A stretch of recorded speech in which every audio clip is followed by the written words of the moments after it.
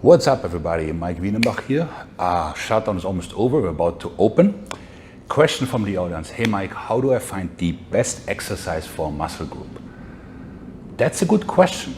So normally people look at articles or so where there's some sort of EMG measurement, maximum output, and so on and so forth. That doesn't help because that EMG measurement is only at a certain part of the muscle, and most of the time the groups are very small. For instance, I found one about glutes where they had one subject. Then I found another one about glutes, they had multiple subjects, but they were all 80 years old. So that doesn't help you either.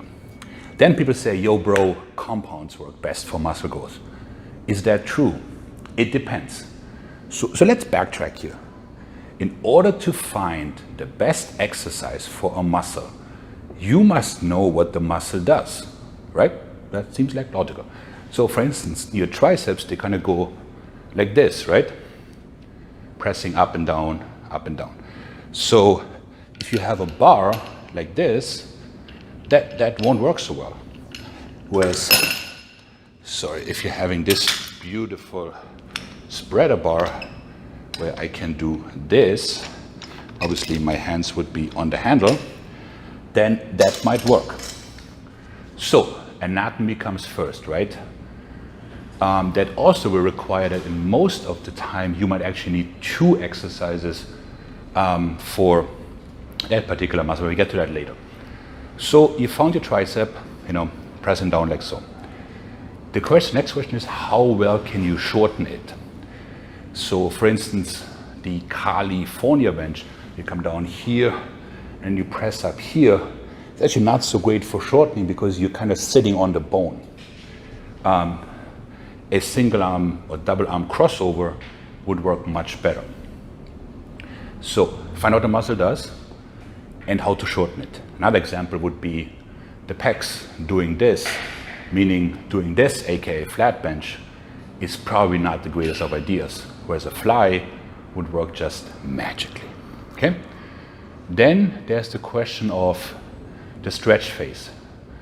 And a lot of times this requires second exercise. For instance, your bicep right from the side, so it does this and it comes behind the head. So if your gym has a machine that can do all this, I'm coming, but probably not. So you would be doing, let's say, some sort of an incline curl and then also a high concentration curl where you can shorten it. Okay? And then the question is compound versus isolation. And the answer is it depends, because if you're using the compound to move more weight, but not actually targeting your muscle, then even though you moved more weight, you actually worked less in the muscle. What do I mean by this? So let me turn around here.